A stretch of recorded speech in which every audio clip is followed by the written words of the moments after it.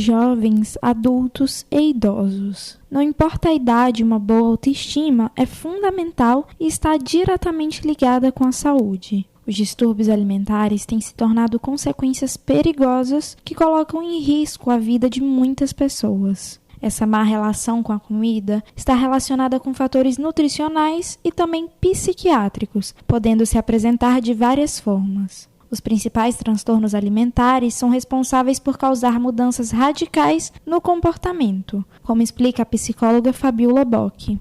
Tem vários, né? Mas os mais predominantes são a compulsão alimentar, a anorexia e a bulimia. Esses três são o que na população os mais atingidos.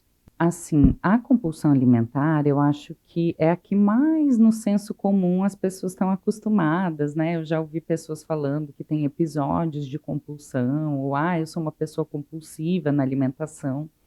Mas isso é um pouco do senso comum, porque a gente precisa saber diferenciar episódios de exagero, né? Que às vezes a gente comete por algum motivo específico ou uma ocasião de compulsão alimentar. Então, para isso, para a gente diagnosticar um transtorno, ele precisa ele precisa responder alguns critérios de frequência,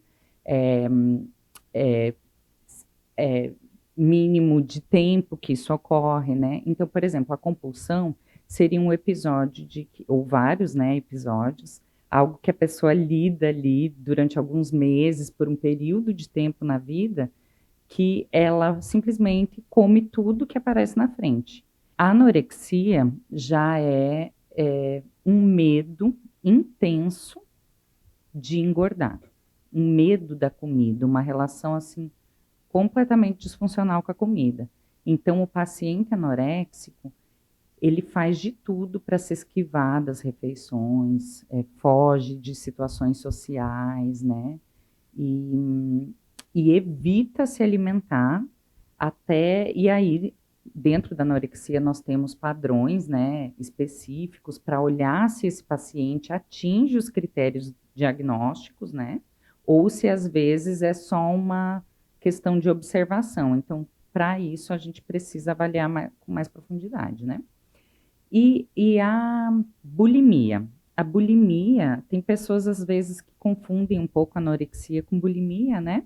Porque os dois têm em comum o medo de engordar, esse cuidado com a comida de não querer ganhar peso e às vezes até vem associado com uma distorção da imagem corporal.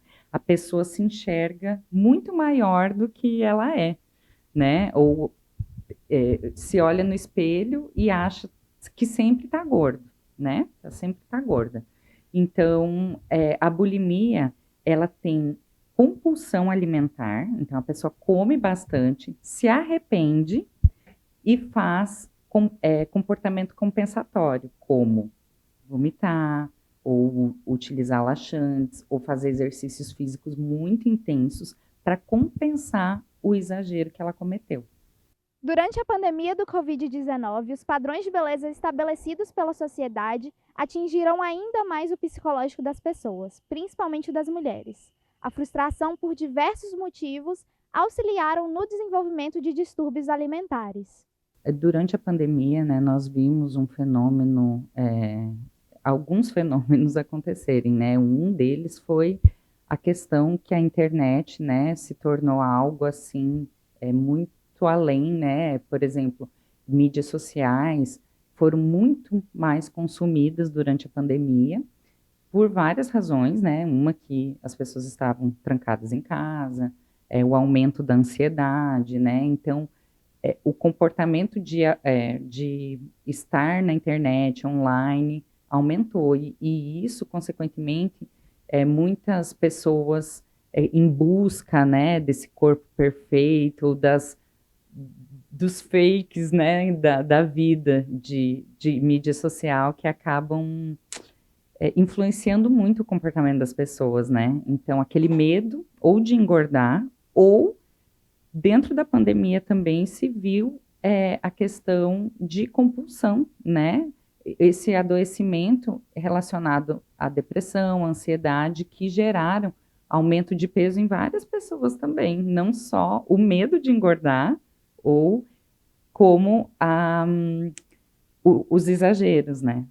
E eu acredito que outra coisa também, pelo fato de que nós fomos privados, né? De estarmos ao ar livre, de academias fechadas, exercício físico. Então, o comportamento do ser humano, de um modo geral, foi muito influenciado na pandemia. E, em consequência, não só os distúrbios alimentares, mas como vários distúrbios psiquiátricos foram observados aí um aumento nesse momento, né?